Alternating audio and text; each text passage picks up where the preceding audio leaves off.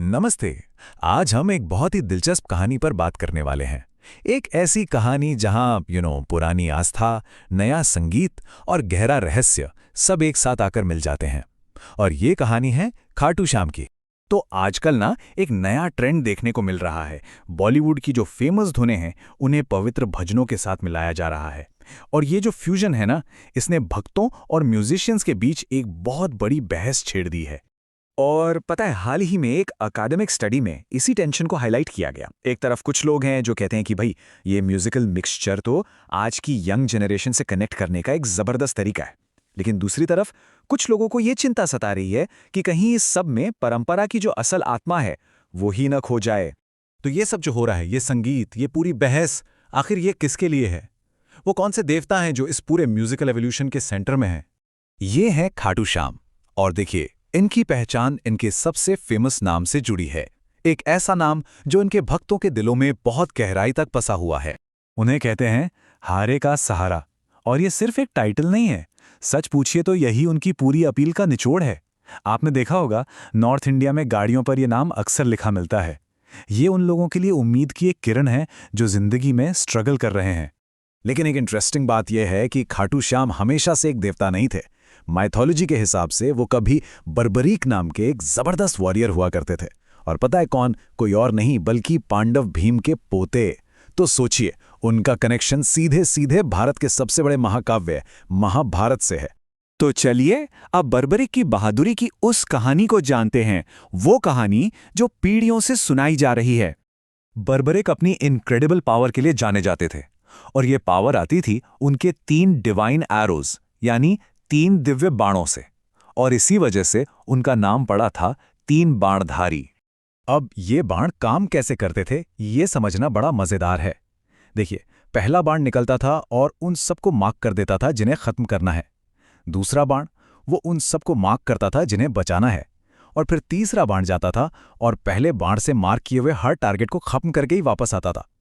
मतलब जरा सोचिए, एक अकेला वॉरियर मिनटों में पूरी की पूरी जंग खत्म कर सकता था।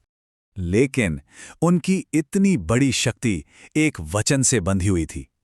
उन्होंने अपनी मां को एक वचन दिया था कि वो हमेशा हमेशा कमजोर पक्ष की तरफ से लड़ेंगे। अब कुरुक्षेत्र के महायुद्ध से पहले ये एक बहुत ही नोबल प्रॉमिस था, है ना? पर इसी में एक बहुत बड़ी प्रॉब्लम भी छिपी थी। और बस यहीं पर कृष्ण ने एक बड़ी प्रॉब्लम देख ली। सोचिए, अगर बर्बरीक पांडवों के लिए लड़ते तो पांडव मजबूत हो जाते, और जैसे ही वो मजबूत होते, बर्बरीक को अपना वचन निभाने के लिए साइड बदलकर कौरवों के लिए लड़ना पड़ता, और फिर कौरव मजबूत हो जाते। ये एक ऐसा लूप बन जाता जो तब तक चलता रहता जब तक दोनों तरफ से सब खत्म नहीं हो जाते। तो यहीं पर जो सबसे पॉपुलर कहानी है वो अपने क्लाइमैक्स पर पहुंचती है। इस विनाशकारी लूप को रोकने के लिए भगवान कृष्ण एक ब्राह्मण का रूप धरकर बर्बरीक के पास पहुंचे और उनसे दान में उनका सिर मांग लिया।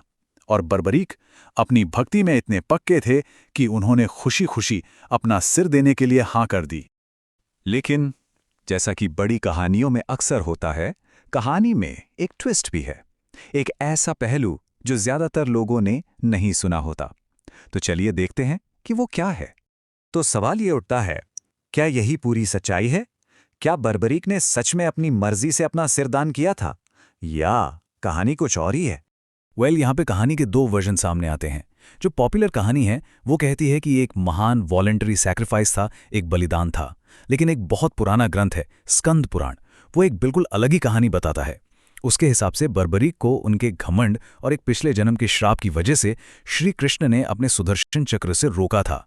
तो इस वर्जन में ये दान नहीं था बल्कि एक नतीजा था।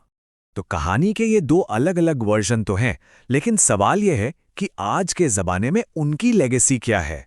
चलिए वापस आज के दौर में आते हैं। देखिए, कहानी कोई भी सच हो, एक बात तो पक्की है, खाटू श्याम में लोगों की आस्था बहुत बहुत ज्यादा पावरफुल है। हर साल उनका जो मेन फेस्टिवल है फाल्गुन मेला, उसमें 20 लाख से भी ज्यादा लोग आते हैं। सोचिए जरा, ये भक्ति की कितनी बड़ी लहर होगी। और ये जो भक्ति है ना, ये कई तरीकों से दिखाई देती है। भक्त निशान यात्रा में नंगे पैर मीलों पैदल चलते हैं, पवित्र श्याम कुंड में डुबकी लगाते हैं, और रात रात भर चलने वाले संकीर्तन और भजनों में तो जैसे पूरी तरह खो ही जाते हैं। और बस यहीं पर हम घूम फिर कर वापस अपनी शुरुआती बात पर आते हैं।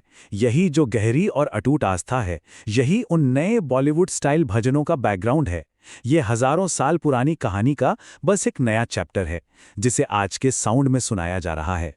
तो आखिर में ये सब हमें एक बड़े सवाल पर लाकर छोड़ देता है।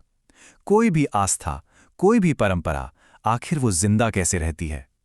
क्या अपनी पवित्रता को बिल्कुल वैसे का वैसा बचाकर, या फिर वक्त के साथ नई पीढ़ी की आवाज और संगीत के हिसाब से खुद को ढालकर? ये एक ऐसा सवाल है जिस पर सोचने की जरूरत है।